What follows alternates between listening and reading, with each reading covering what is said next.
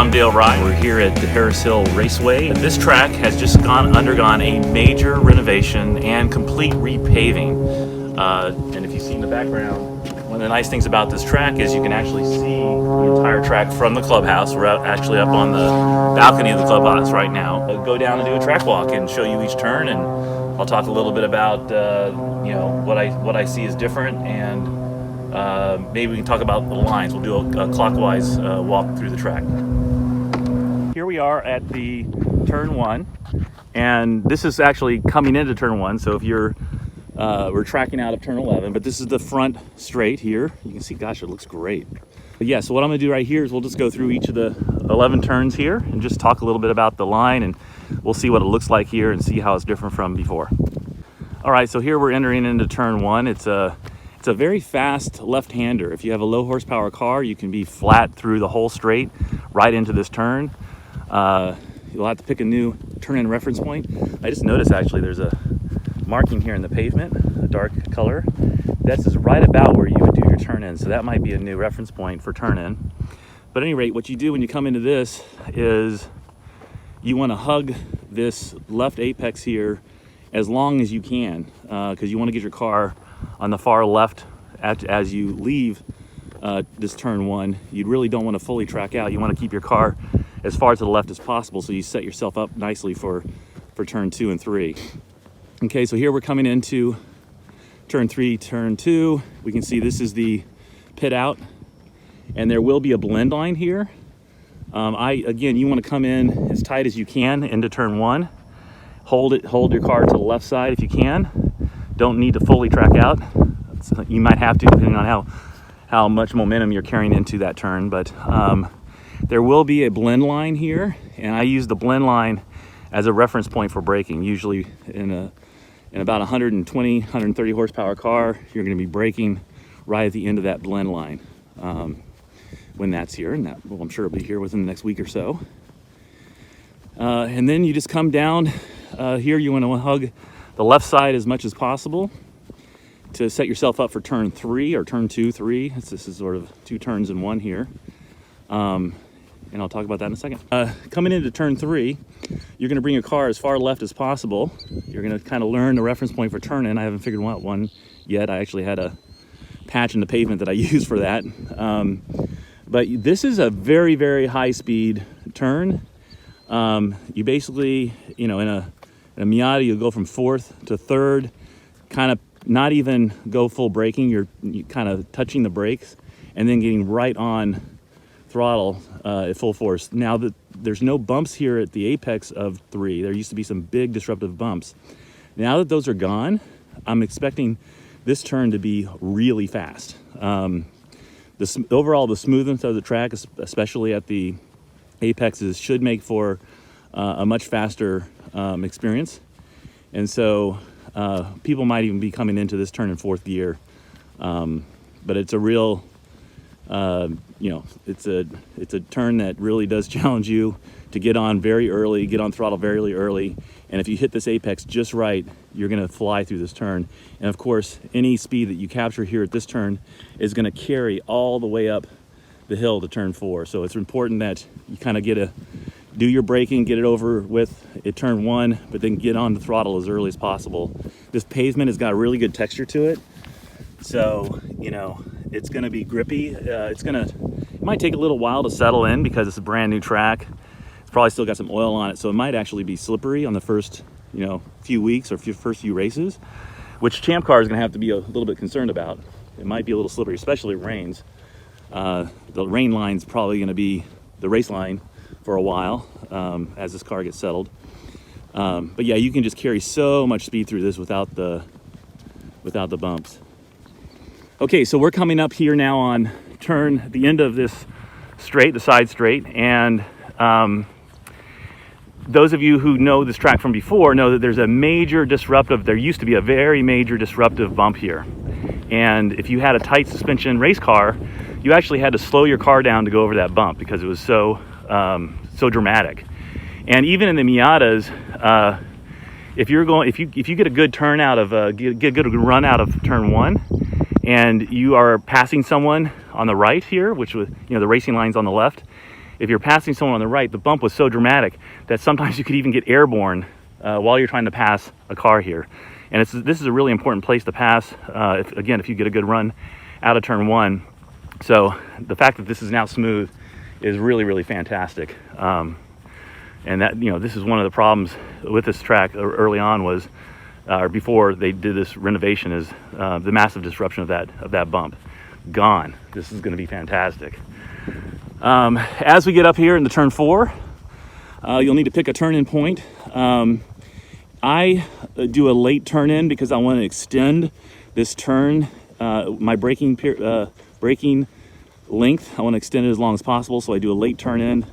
You don't want to miss the apex though. You want to come into the apex and brake at a comfortable place. I used to use the seams here right before I crossed the seams, the second seam. I would brake. There's actually at the top of this hill, there's a little extra bump that helps you, gives you an extra braking power. So as you're hitting that extra bump, you can actually apply a little bit of extra brake and use that top of that hill to help your braking.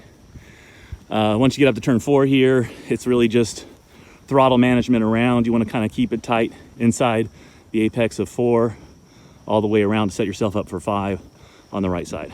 Okay, we're coming up. We've just passed the apex of turn 4.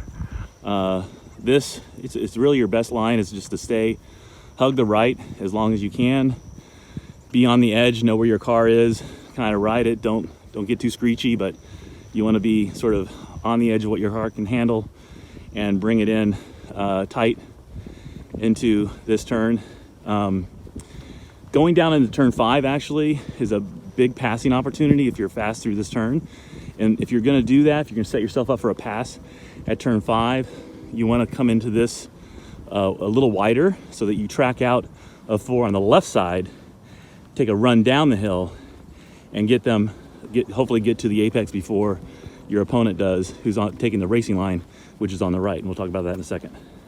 This is sort of the second apex of 4 is on the right side here.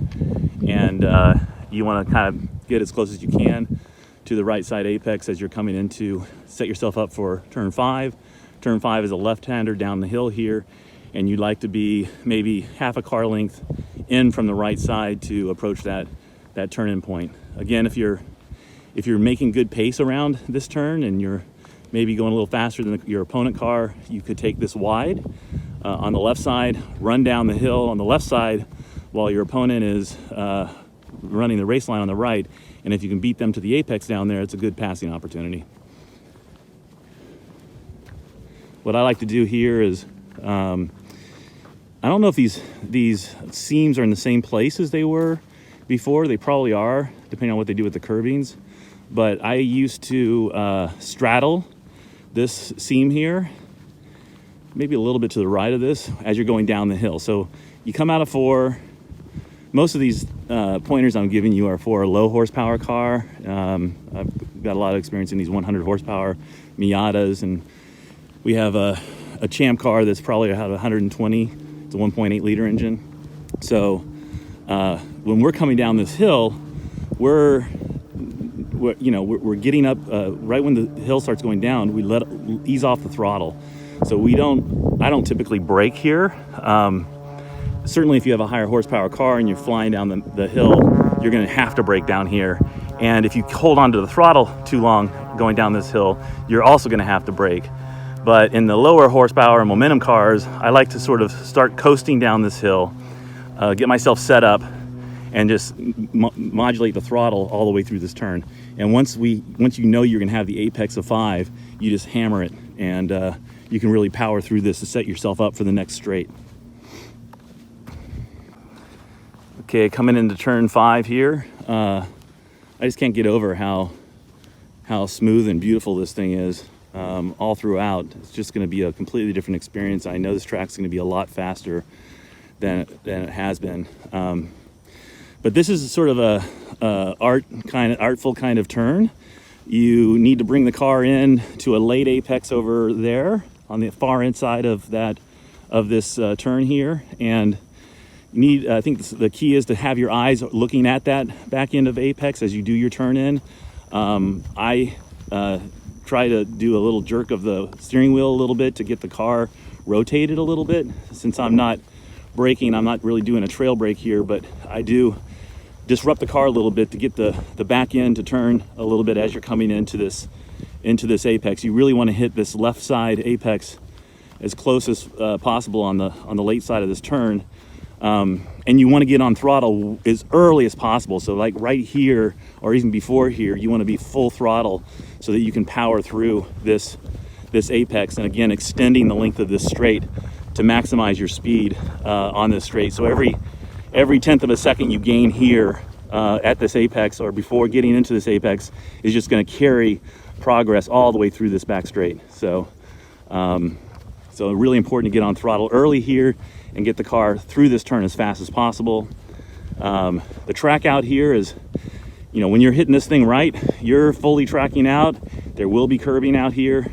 This is a place where a lot of cars go off because they just kind of miss that apex. So you really need to be tidy with that apex at 5 to make sure that you stay on the track here. If you're missing that apex, you're probably going to need to lift, or else you're going to go off the track.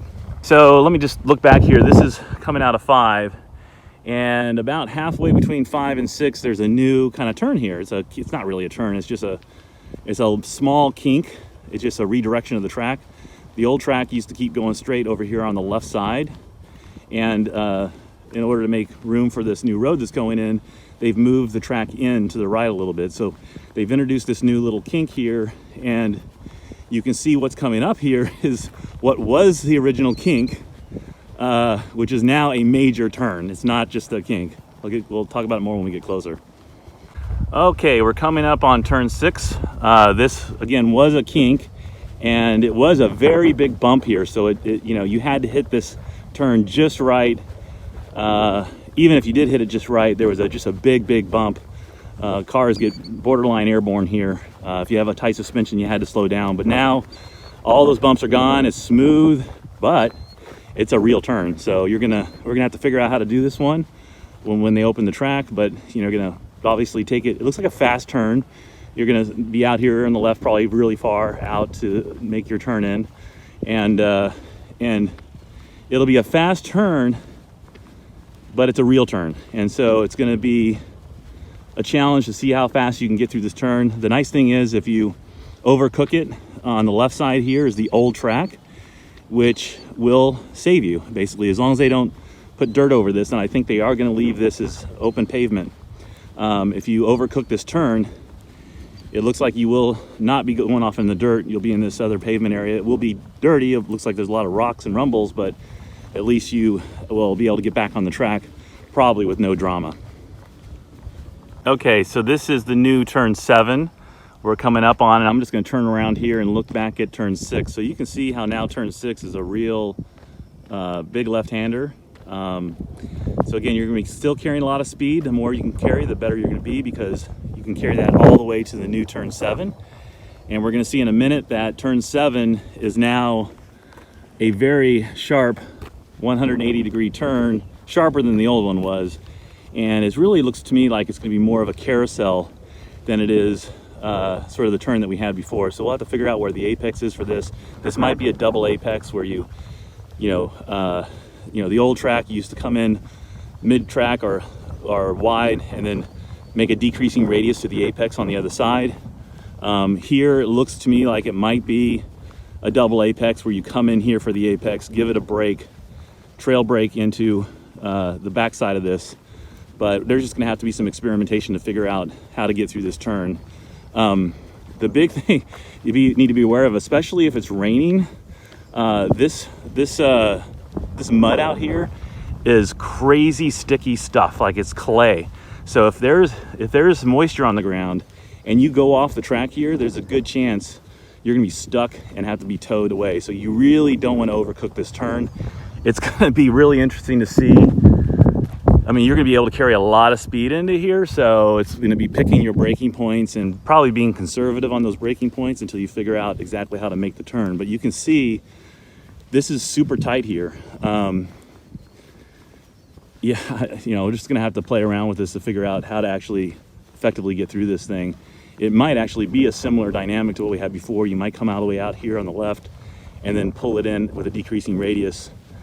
Now that I'm seeing this a little bit better, or again, you might come in the inside here, bring it out here, trail brake, and then hit the inside of this second apex over here.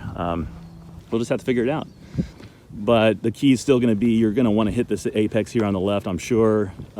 Depends on how much momentum you're carrying. This was another spot in the track, whereas if you were going really fast, that track out, if you don't hit that apex just right, that track out comes up to you very quickly, and you see a number of offs here of cars overcooking it through 7. So I think, this is going to be a conservative turn until everyone kind of gets used to it, to figure out the fast way through here. Okay, we're here at the turn in to turn 8, and this is also called the dam turn because that thing in front of us is a dam. And so this, you're going to want to come in approaching this pretty wide. This is definitely a decreasing radius turn. It's a very wide turn. It's my favorite part of the track because you can really challenge yourself to get through this very quickly, fully on throttle. If you hit it just right, it's very rewarding. But there used to be a marking here on the pavement that I use for turn in, so that's no longer here. You'll have to pick your turn in mark, but you don't really need to come in tight into this turn. You probably want to come in approaching this maybe 1 car length off the left apex there.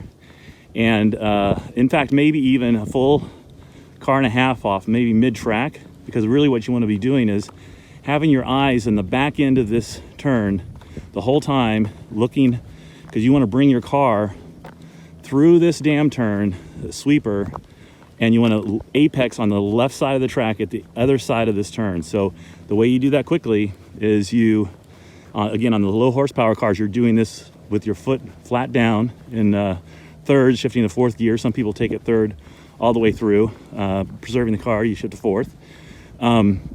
And you just need to bring that car in. So you start out here wide, and you just kind of bring the car in. It's going to be on the edge, and you just want to make sure that you get that car to the left apex of the back end of this turn so that you can be fully going full speed when you track out there. And if you hit that apex right, you're not going to have any drama on the track out. So this again can really increase your lap times if you do this quickly.